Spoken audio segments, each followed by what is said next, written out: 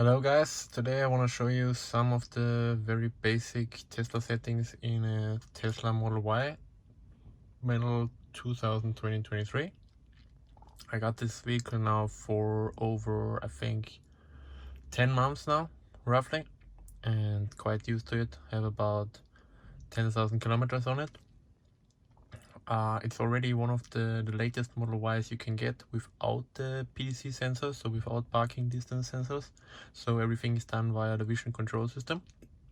So, and hopefully we get an update for that with a 3D rendering with today or this year's holiday update.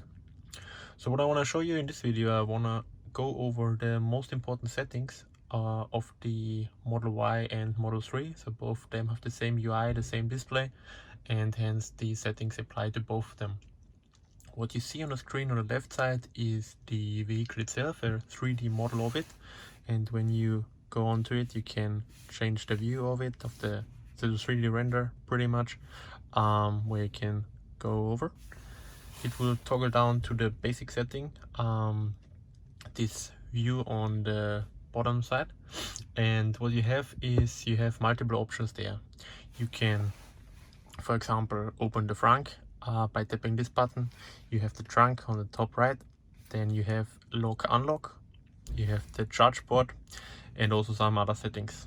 And the cool thing about it is that basically if you change something on the car, or if you open a door or whatever it might be, it will really show in real life. For example, if I open the left door, for example, yeah, the door opens. If I close it again, door closes again. Let me close down here so the lights go off. Perfect. And this will happen for all of the settings, like for turning, putting down windows, or for turning the wheels. You will see them in real life, starting or switching on the front light, back light, opening the trunk or the charge port. This will all be displayed on this 3D model of your car. Also, you get the color that the car was purchased on, and you can also change that in the settings. You see here on the left, if you would start the car, you will see all the important settings, or the important lights, for example, for your headlights, for brakes. Here we see a warning, for example, for the low tire pressure because it's pretty cold outside, and all others on this left side. So if I press the brake, for example, yeah, it asks me to put in a pin. So basically then you have the speed indication and your gears on top left, and your battery symbol with either percentage of your battery or a calculated number of kilometers in my case, or miles, however you have configured it in the system, to show you what range you got left. On the bottom you have your indication for your music, either radio, Spotify, or whatever it might be. You can tap it and you see, you get the indication on the radio side here. And then you have two other views. You have one for your consumption and your trips, and you have another one for your tire pressure. So 3 windows in total, and you can also bring this down or bring it up again. On the settings, we have these are accessed by tapping the vehicle icon at top left, bottom left, sorry. And what you will see then, you get this long list of items. So the main important controls, I would say, are in controls. So you see on the top you have your light settings. You have this set in my case to off for now.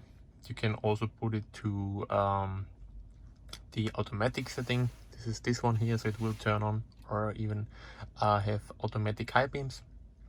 Or you can set it to auto, set it to low light, or the indication light for parking.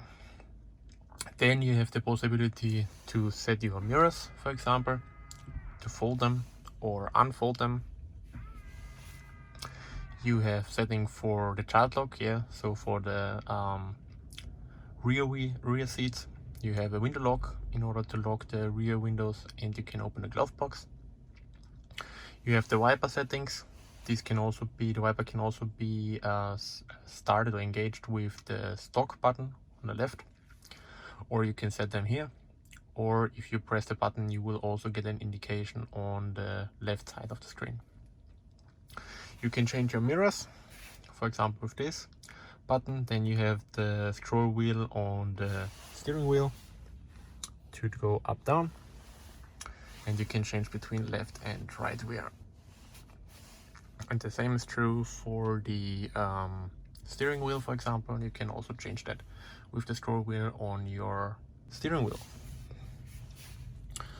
Down here you get your brightness and one button for recording in the Sentry mode. This is for another video where I can show you the capabilities of the Sentry mode. You got since a few versions of this Tesla UI, you get a search bar where you can search for certain stuff. So for example, I don't know, let's say I want to go for a region. So it brings me up the stopping mode, for example, where I can change settings.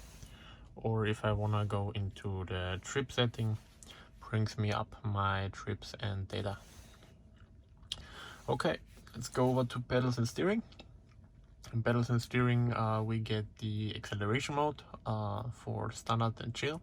So standard is the normal acceleration, and chill would be a reduced power output, so the car will drive smoother and not that fast, will be reduced in power.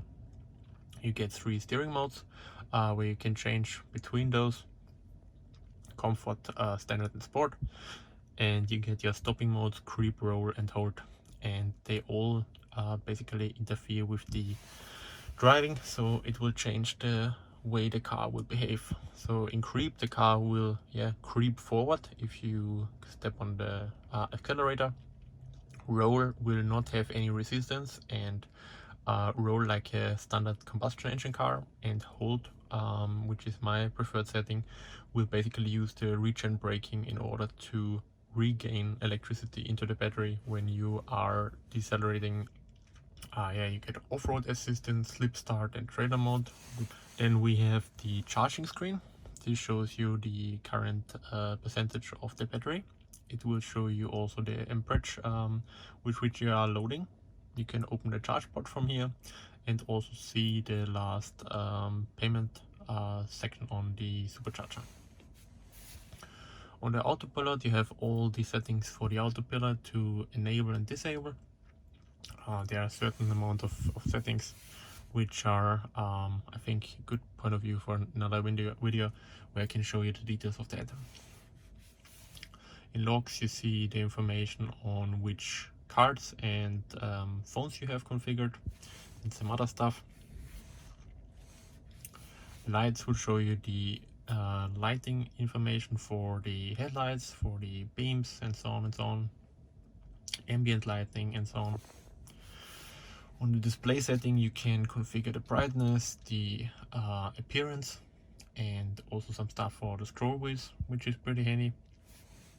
You have the trips where you can see all the information on your latest trip, the latest information for trip A, trip B, which you can reset for a journey, for example. And you also have the odometer information on how far you have gone in total. Some settings for the navigation, for the trip planner and for the navigation volume and stuff like that. We have safety, which allows you to configure safety settings in terms of auto braking and whatnot, and for access to the different security settings of the car.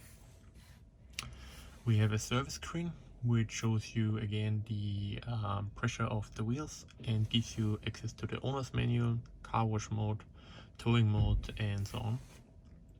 And we have a software screen where you can see, for example, which version you are on currently. So we are on 2023 38.9.